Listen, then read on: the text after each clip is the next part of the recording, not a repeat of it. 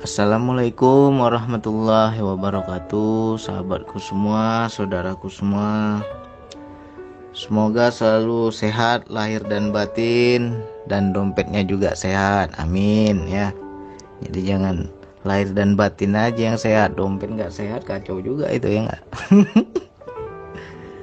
Mudah-mudahan sehat semua lah. Jadi ini ada sahabat kita yang bertanya di YouTube. Assalamualaikum Bang Andi, aku mohon Bang Andi mau menjawab pertanyaan saya.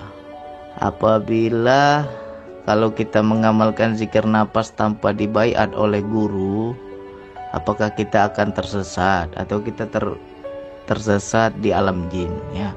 Jadi makna sesat ini harus sebenarnya itu butuh pembahasan lagi ya. Banyak kita sering dengar belajar tanpa guru maka kita akan tersesat ya. Tersesat ini bisa di alam spiritual, bisa di alam nyata ya. Bisa di alam spiritual, maknanya adalah di alam rohani ketika kita mengamalkan zikir. Bisa juga kita di alam kehidupan ya, di alam nyata tersesat. Seperti pepatah, orang tua dahulu malu bertanya maka sesat di jalan. Itu maknanya adalah bahwa kita itu harus banyak bertanya kepada orang yang lebih paham, harus banyak bertanya kepada yang lebih ngerti, yang sudah duluan menjalani ya, gitu. Jangankan kita dalam berspiritual, jangankan kita dalam menuntut ilmu hakikat makrifat, dalam kehidupan pun kalau malu bertanya pun tersesat kita. Malu nanya jalan ya kesasar kita ya kan. Nggak tahu kita alamat, kita merasa bisa sendiri, kita nggak mau nanya orang ya kesasar kemana-mana. Begitu juga dalam kehidupan. Jadi makna di sini, carilah guru yang bisa membimbing, carilah guru yang bisa memantau kita ya. Ibaratnya dalam sebuah perjalanan itu guru itu sudah hafal kita ini sudah sampai mana. Nah, apakah bisa Bang tersesat di alam jin? Ya tergantung kita sendiri suka main di sana atau tidak. Fashion kita, hobi kita suka main di sana atau tidak. Kalau memang kita sering berteman sama jin ya sering ke sana lah kita. Tapi kalau kita lurus-lurus saja ya nggak ada istilah kita tersesat di alam jin, ya nggak ada itu. Tergantung kelurusan kita. Jadi makanya dalam mengamalkan zikir nafas ini kan banyak metode zikir nafas ini. Bukan saya aja mengajarkan, banyak orang lain juga mengajarkan. Nah, carilah guru yang pas, carilah guru yang cocok ya kan. Nah, selagi yang diarahkan lurus kepada Allah ya ikuti. Jadi kita pahami lagi bahwa kita nggak bisa juga ngomong aku udah ada guru Bang terus udah terjamin kita nggak akan tersesat. Siapa bilang ada guru aja sesat, apalagi nggak ada guru ya Pak. Saya ada guru tersesat juga, saya 2 tahun saya sesat. Karena apa? Nggak mau nanya sama guru, merasa bisa sendiri ya. Akhirnya tersesatlah kita. Makna tersesat di sini kalau saya bukan di wilayah spiritualnya tapi di kehidupan. Itu yang berbahaya. Di dalam kehidupan ini kalau kita salah mentafsirkan, salah mengartikan, itu berbahaya. Jadi zikir nafas ini memang ya mungkin ini sekarang saya baru akui ya. Dulu banyak yang marah sama saya, orang-orang Torikoh itu banyak marah sama saya. Kalau di Torikoh ini Bang nggak sembarangan dibuka ini Bang. Ini wilayah yang sangat sakral. Ini zikir inti. Kalau orang nggak mampu jangan dikasih katanya. Dulu saya nggak tahu karena apa, saya nggak bertorikoh. Ya, nggak ada istilah baiat. Saya belajar kalau dibilang ya kita itu seperti sebuah hutan nih kita tebas sendiri, kita yang buka jalan sendiri istilahnya. Nggak ada yang nuntun. Ya, kalau kata kita mendapatkan fenomena ini, kita mau bertanya juga jawabannya terus-terus aja, ya kan? Nah, seperti saya dahulu, guru saya begini, saya begitu, gimana tuh guru? Teruskan saja. Jawabannya terus saja, nggak ada penjelasan. Akhirnya ya saya nggak ada guna saya nanya kalau nggak ada penjelasan, terus-terus saja, kayak tukang parkir, ya kan? Nah, akhirnya ya tersesat. Jadi disinilah kita harus banyak bercerita.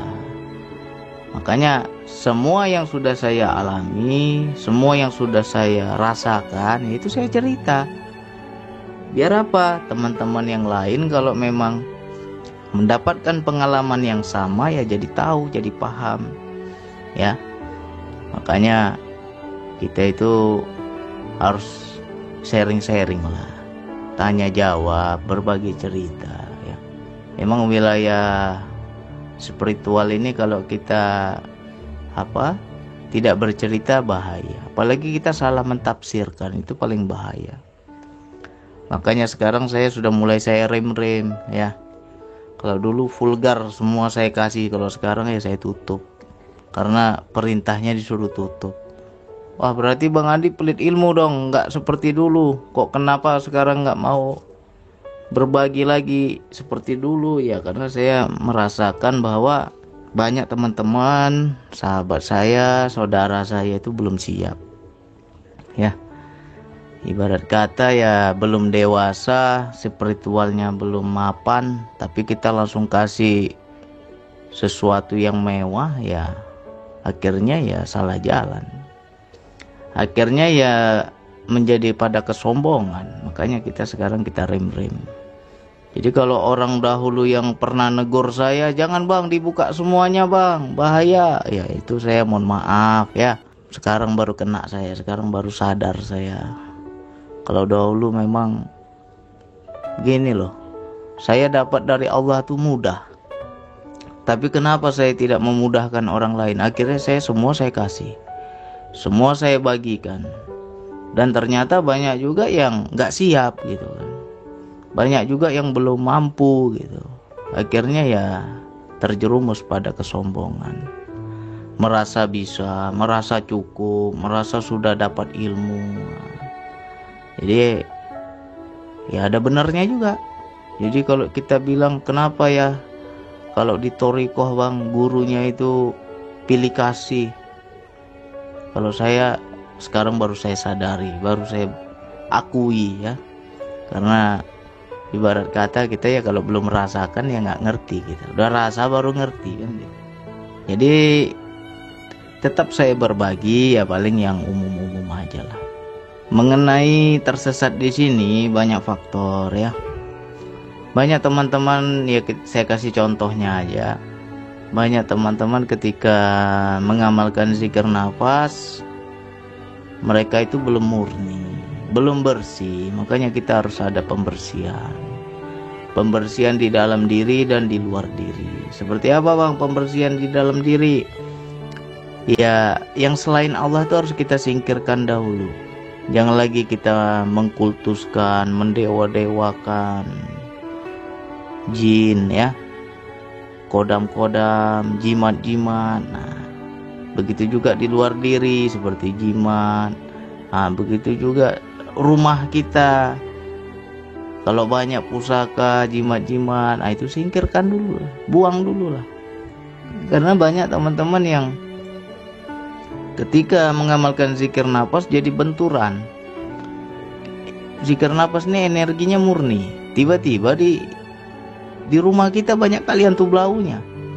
Akhirnya berbenturan lah dia. Ya, makanya di situ terjadi banyak gangguan, gesekan energi, benturan energi. Ya, jadi jangan disalahkan zikir nafasnya. Salahkan diri kita yang belum bersih ya. Jadi kalau memang kita niatnya lurus, ya Allah aku mau lurus ya Allah, nggak ada lagi mau macam-macam ya Allah. Nah kalau betul mau lurus ya yang negatif-negatif itu nanti Allah sendiri yang singkirkan. Memang benturannya kadang ya membuat kita sakit, membuat kita ketakutan, mencekam macam-macam kan. gangguan-gangguan goib macam-macam. Tapi kalau kita kuat, ya nggak sanggup lah mereka mengganggu. Ya, jadi tanya lagi kepada diri. Kalau masih berteman sama setan, berteman sama jin, suka wilayah alam-alam jin, ya bisa kita terpanggil ke sana. Begitu kita mengamalkan zikir nafas, ya masuknya ke situ. Karena wilayah kesadaran jiwa ini wilayah goib. Dan kita yang sering main ke situ, ya cepat masuknya ke situ, nggak ke Allah. Makanya di situ godaannya lebih berat. Makanya saya kan selalu bilang, kalau memang ada sensasi ini, sensasi itu, tinggalkan semua. Karena bukan itu tujuan kita. Ya. Jadi arahkan kesadaran kita kepada Allah aja. Nah, jadi kalau memang betul kita itu udah benar bang, niatku udah lurus ke Allah bang, ya Allah sendiri yang pandu dalam spiritual kita. Nggak ada istilah tersesat. Ya, yang tersesat itu ya satu, kita belum bersih. Sudah nggak bersih, lalu kita nggak ada guru, mau nanya sama siapa? Makanya di sini penting guru itu. Jangan sepelekan, aku bisa langsung ke Allah tanpa guru, nggak bisa. Ya, jangan kita sombong, bisa merasa tanpa guru, jangan. Karena tetap kita butuh guru. Karena kalau ada nanti pengalaman-pengalaman rohani, mau nanya kepada siapa? Nah, di situ wajib ada guru. Nah, misalkan teman-teman sudah ngamalkan zikir nafas nih, nggak pernah bertemu saya, nggak pernah komunikasi dengan saya, tapi kan di YouTube saya udah tuang semua. Tinggal rajin-rajin kita nonton, semua sudah ada. Ya, yang namanya penjelasan tentang zikir nafas, pengalaman kawan-kawan yang lain semua sudah saya tuang di situ. Tinggal bagaimana kita rajin-rajin aja, mau belajar atau enggak. Nah, kalau betul mau belajar, nonton itu semua, cari, pasti ketemu jawabannya. Ya, karena saya juga belajar, banyak teman-teman yang bercerita, bang saya belum saya kuasai ilmu guru saya, udah mati guru saya bang, bingung saya sekarang nih mau nanya sama siapa lagi. Nah, oleh karena itulah banyak yang bercerita begitu. Taruhlah besok saya mati, ya kan, saya nggak mau teman-teman itu kehilangan panduan. Kalau saya mati selagi YouTube masih ada jawaban di situ. Ya, makanya sebelum kita pulang kepada Allah, dipanggil oleh Allah, ya kita tuangkan semua. Nggak mau saya bawa mati ilmu, harus kita ajarkan.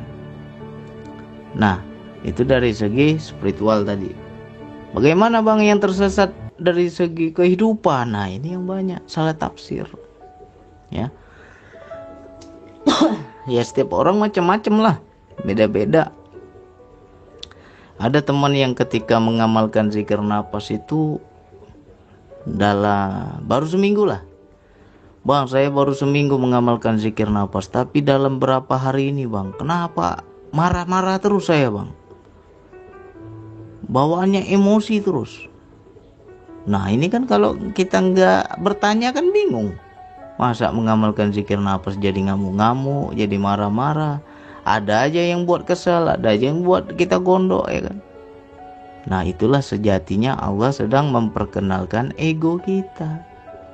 Bagaimana mungkin kita bisa kenal ego kalau ego itu belum dipancing? Makanya Allah gerakkanlah makhluknya membuat kita marah. Nah, di situ kenalilah ego kita. Itu kan juga pelajaran dari Allah. Nah, jadi ketika kita muncul rasa amarah, ya kenali. Oh, ini ajakannya, oh ini dorongannya seperti ini. Ya, kita harus bisa melawan itu. Ya, minta perlindungan kepada Allah ketika kita paham bisikannya. Nah, itu dari segi kehidupan. Banyak lagi, ada juga teman-teman yang lain ketika Allah sudah bukakan kasyaf, ya. Bang, saya seperti indera batin saya ini terbuka bang. Seperti apa contohnya? Ya saya kok tahu semua ya bang. Pikiran orang saya tahu. Mana orang baik, mana orang jelek. Hati orang tuh kayak dikasih tahu bang. Terbaca semua. Jadi kalau ini orangnya nggak bagus, saya tuh nggak bisa manis-manis depan dia. Ya. Jadi saya tuh nggak bisa prasangka baik sama orang. Jumpa si A, terbaca hatinya, saya nggak suka. Jumpa si B juga masih kotor hatinya, saya nggak suka. Akhirnya saya jaga jarak bang. Nah wilayah ini kan bahaya kalau kita nggak bimbing. Ya kan, semua dia lihat hati orang kotor. Akhirnya apa, nggak ada teman ini. Nah di situ harus bertanya, harus bercerita. Akhirnya saya arahkan, jangan kita terlalu dalam melihatnya. Kalau kita bisa dikasih Allah kemampuan seperti itu, minta sama Allah, tutup aja lah ya Allah, nggak mampu aku ya Allah. Ya itu juga ujian untuk kita. Jadi kita bawaannya nggak seneng aja sama orang, karena apa, kita udah terbaca aslinya.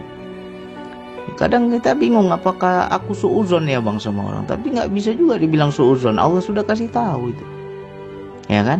Nah jadi tetap netral, jangan nampakin kita nggak suka sama orang, ya.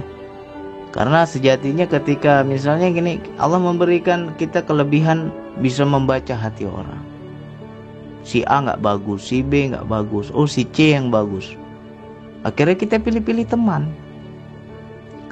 Nah ketika kita menunjukkan rasa tidak suka kepada si fulan yang karena kita sudah bisa baca, oh si A ini nggak bagus hatinya ini, oh si B ini masih kotor hatinya ini, nggak bagus ini. Akhirnya apa, kita jaga jarak, nggak mau berteman. Nah ketika kita menunjukkan sikap seperti itu, sejatinya kita sudah membuka sir Allah. Karena wilayah itu kan wilayah sir, rahasia Allah. Hambaku itu rahasiaku, dan aku rahasia hambaku, kata Allah. Ya kan? Nah ketika kita kita menunjukkan rasa tak suka karena memang kita sudah bisa baca, di situ sejatinya sudah membuka rahasia, sudah membuka sir. Jadi nggak boleh. Nah itu yang begitu-begitu kan perlu bimbingan. Kalau kita nggak bimbing ya bahaya. Ya banyaklah tentang DN. Bang saya udah DN bang, nggak selera saya sama istri saya bang. Nah itu kan sudah wilayah mabuk ketuhanan. Ya, andai kata nggak dibimbing, nggak diarahkan, tidak mau bertanya, gimana kita mau arahkan? Ya kan? Akhirnya perlu bimbingan, biar nggak tersesat. Jadi yang dikatakan tersesat itu ya apabila kita nggak mau nanya. Di situ letak tersesatnya. Ya. Bahkan ada sahabat yang sudah, kalau kita bilang sudah punya cucu, udah tua, tapi dia bisa membaca bisikan-bisikan hati itu. Ya. Bang, aku dapat bisikan bang, tapi aku masih ragu, katanya. Seperti apa bisikannya? Katanya, nampaknya kamu tuh salah pilih jodoh. Buktinya gak pernah bahagia hidupmu berapa puluh tahun ini. Salah kau pilih jodoh. Akhirnya goyang dia. Untung aja bertanya, iya kan? Kalau nggak bertanya dia salah tafsir, setan pula dia ikuti, ya kan? Akhirnya ya saya arahkan dia jangan diikuti bisikan seperti itu, jelas itu setan. Bagaimana Bang Andi tahu bahwa itu setan? Tapi saya rasanya ini Allah bang, ya kan? Ya saya jelas setan lah. Membuat was-was, membuat ragu-ragu, itu kan sifat setan. Udah kerjanya setan. Ya. Membisiki was-was pada hati manusia, ya kan? Ragu itu kan juga setan. Jadi, kenapa baru sekarang ragu? Udah punya cucu kok ragu. Dulu-dulu kemana aja? Sekarang pula ragunya. Nah, akhirnya terbukalah semua, sadar dia, akhirnya rukun kembali sama istrinya, ya kan? Untung aja dia bertanya. Kalau nggak bertanya, dia tafsir sendiri, bisa tersesat. Ya, jadi wilayah yang seperti ini kita perlu ada guru, perlu kita ada yang bimbing, ada yang arahkan, ya. Jadi kepada siapapun, bukan hanya belajar zikir nafas saja, belajar apapun wajib punya guru, ya. Carilah orang yang benar-benar paham, yang benar-benar ahli pada bidangnya, bertanyalah kepada dia, mintalah nasihatnya, ya. Jadi itu yang lebih bahaya, sesat dalam kehidupan ini yang lebih bahaya, ya. Ada lagi yang dapat bisikan, kalau seandainya seperti mana ya, dia dapat bisikan seolah-olah makomnya itu udah naik, ya. Bang, saya merasa saya ini nggak perlu lagi usaha, bang. Kenapa nggak perlu usaha? Ya nampaknya aku ini udah naik makomnya. Kenapa naik makom? Seperti apa contohnya? Katanya aku ini nggak usah lagi kerja, nggak usah lagi berusaha, karena semua itu sudah dicukupkan oleh Allah, ya. Karena apa? Jangankan teman itu, saya pun pernah 2 tahun. Makanya di situ saya jatuh terpuruk, karena saya salah tafsir. Saya merasa semua udah dijamin sama Allah, nggak perlu lagi aku usaha, apa yang aku mau Allah pasti cukupkan.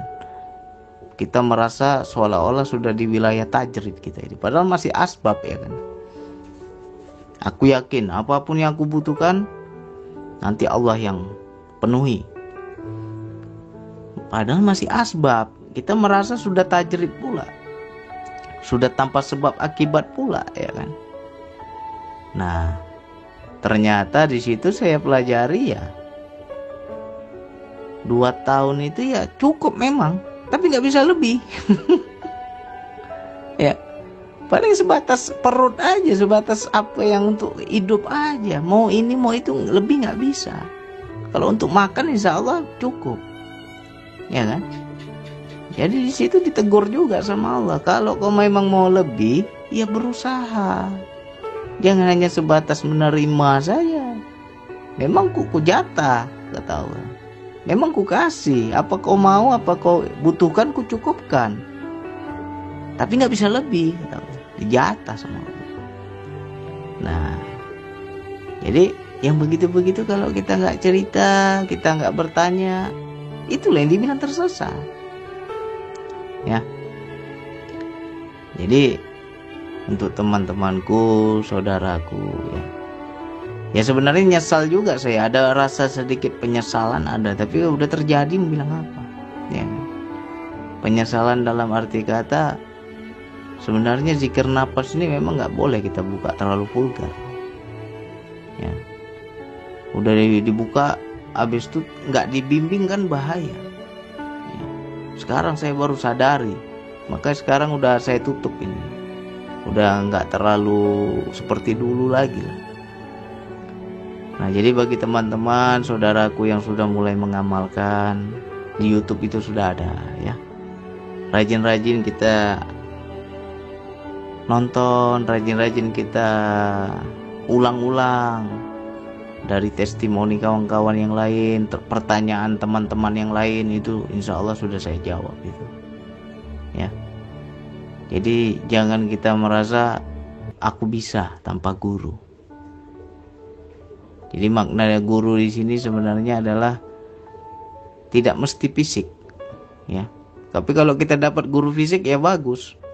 Contohnya kayak kita nonton YouTube aja, itu kan bukan guru fisik. Tapi kalau kita betul-betul mau belajar, dapat, ya. Yang penting ada niat mau belajar. Jadi jangan kita merasa aku bisa sendiri, aku nggak butuh guru, ya. Aku bisa lakukan sendiri semuanya. Oh, nggak bisa, ya. Ngeri kita. Karena apa? Saya juga berguru, saya juga punya guru, tapi juga tersesat. 2 tahun saya tersesat, 2 tahun saya gila, ya. Gila ketuhanan, sehingga hanya hakikat aja yang kita kejar, syariat kurang kita jalankan. Maknanya itu hanya wilayah langit aja, bumi ini kita tinggalkan, ya. asik gila dakwah, asik gila zikir, asik gila ibadah, tapi anak istri nggak saya pedulikan. Ya itu zaman-zaman saya tersesat dulu begitu. Ya, padahal kalau kita menyenangi anak, menyenangi istri, sejatinya itu ibadah juga. Tapi kita ini terkadang ego kita dalam beribadah. Ya, aku maunya ke Allah, aku maunya mendekat kepada Allah. Akhirnya apa? Hak anak istri kadang kita nggak penuhi. Ya kan? Ya contohnya apa? Kadang istri suntuk di rumah, minta jalan-jalan. Ayolah bang, kita keluar bang, jalan-jalan sore. Nggak mau saya. Ya kan? Gila aja saya di kamar, bertapa aja di kamar, berzikir di kamar. Saya bilang saya lebih rindu kepada Allah, saya mau mendekat kepada Allah. Jangan ganggu saya. Akhirnya anak istri nggak saya pedulikan. Itu zaman-zaman saya lagi gila itu. Nah, ketika sudah mulai sadar, di situ saya baru paham. Bahaya juga memang kalau nggak ada guru. Ya, bahaya. Ada guru aja gila, apalagi nggak ada guru. Ya, jadi bagi teman-teman, saya sudah kasih wadah, saya sudah kasih tempat untuk kita belajar bersama. Di YouTube itu sudah ada, coba diamalkan. Apapun pengalaman, tanya di YouTube. Nanti insya Allah saya baca, insya Allah nanti saya seleksi, saya lihat. Kalau memang saya sudah mengalami dan saya tahu jawabannya, insya Allah saya jawab. Ya. Jadi jangan sampai kita merasa aku bisa sendiri, ya.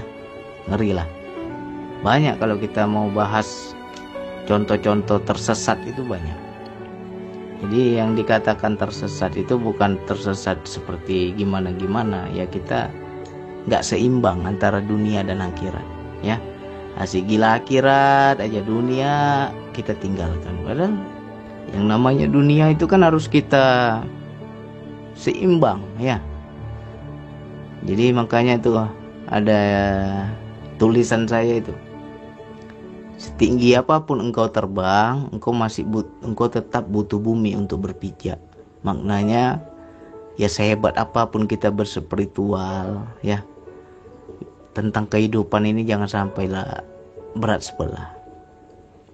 Harus imbang antara dunia dan akhirat, ya. Jangan sampai kita ego dalam beribadah, ego dalam ketuhanan. Banyak tuh orang yang ego dalam ketuhanan, banyak. Dan dia nggak sadar, ya. Karena apa? Saya juga dulu begitu, nggak sadar. Saya merasa ini udah benar, nyatanya salah itu. Karena apa? Nggak ada yang bimbing, ya.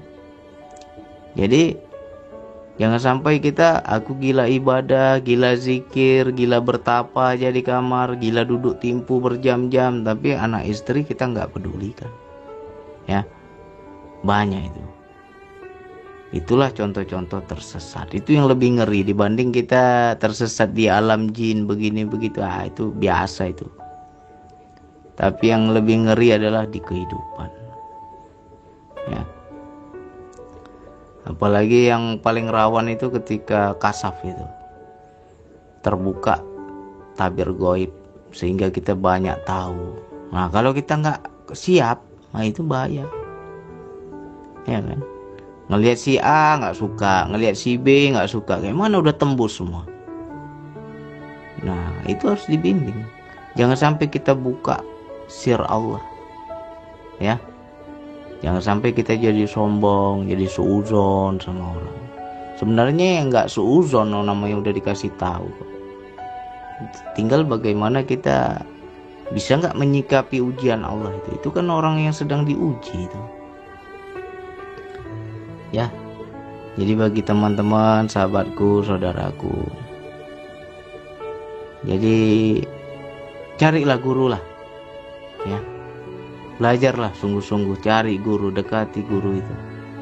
Pada siapa pun kita belajar, banyak bercerita, banyak bertanya. Jangan hanya tanya aja kita yang perbanyak, cerita harus perbanyak. Karena apa? Seorang guru itu paling malas kalau ditanyai. Tapi kalau kita bercerita itu dia senang. Karena apa? Di situ dia menganggap, oh ini udah dia jalani nih. Ini sudah lelaku dia ini. Nah, di situ nanti sang guru itu akan mengarahkan. Oh, yang kau lakukan itu baru kilometer 5. Lanjutkan lagi. Besok dia cerita lagi. Guru, saya begini-begini. Macam mana tuh guru? Oh, itu udah kilometer 7. Teruskan. Nah, nanti dia cerita lagi. Wah, itu di kilometer 10 tuh agak rawan itu. Hati-hati sedikit. Jangan ke kanan, kamu belok kiri. Nah, kita diarahkan. Kalau kita mau bercerita. Tapi kalau kita bisa merasa aku bisa sendirilah, nggak perlu aku banyak tanya, tersesat memang. Ya, bahaya. Tersesat di sini bahaya. Makanya kita harus punya guru. Mudah-mudahan ini bisa dipahami bagi saudaraku, teman-temanku. Ya, kita bercerminlah, tanya diri kita. Jangan-jangan kita pun sudah di jalan yang salah. Kita ini pun sudah tersesat, tapi nggak paham kita tersesat. Karena apa? Orang yang seperti itu biasanya memang nggak sadar dia. Karena saya juga dulu gitu, nggak sadar. Aku rasa ini benar ini, ya kan? Tapi ketika sudah waktunya disadarkan oleh Allah, di situ baru ketawa-ketawa sendirilah kita. Bodoh kali aku dulu ya. Nggak sangka aku bodoh begitu. Tapi namanya proses, ya kan? Ya itulah kalau kita nggak bertanya. Jadi bagi teman-temanku, saudaraku semua, jangan sampailah seperti saya 2 tahun gila, 2 tahun tersesat, 2 tahun nggak peduli anak istri, ya. Jangan sampai. Makanya saya selalu mengarahkan apa yang sudah saya jalani, saya anggap itu, oh ini yang benar, oh ini yang salah. Ya saya cerita apa adanya. Biar teman-teman nggak seperti saya. Ya, kalau dibilang ya memang namanya perintis itu ya begitu. Kita yang buka jalan, ya ibarat sebuah hutan. Kita buka jalan, kita tebas ilalang itu. Oh ada batang pohon besar, kita tebas lagi. Ya kita yang kena duri. Kita kena duri, kita kena ranting, kita kena kerikil tajam, luka-luka kita, jatuh bangun kita. Nah, bagi teman-teman sekarang udah enak, ya kan? Udah ada YouTube saya, sudah ada cerita-cerita yang sudah kita alami. Ya jangan sampai salah lagi, ya kan? Tinggal jalan aja mulus, nggak payah tebas-tebas hutan lagi, nggak payah kita meraba-raba lagi, ya. Yang penting kita sungguh-sungguh mau belajar, insya Allah ketemu jawabannya. Banyak teman-teman di YouTube itu bercerita, bang saya nggak perlu banyak tanya bang, di YouTube abang sudah ada semua. Nah, ya itu kalau memang betul dia mau belajar, Allah tunjuk itu, ketemu aja videonya itu jawabannya, ya. Jadi mudah-mudahan ini dipahami. Kita belajar terus. Di atas langit masih ada langit, ya. Jangan pernah kita merasa aku sudah khatam, makomku sudah tinggi, aku udah tak perlu guru lagi. Jangan, ngeri kita, ya. Belajar betul-betul, tanya. Dan kita dalam bertanya juga harus ada adab. Jangan hanya bertanya tapi tak pernah menjalani.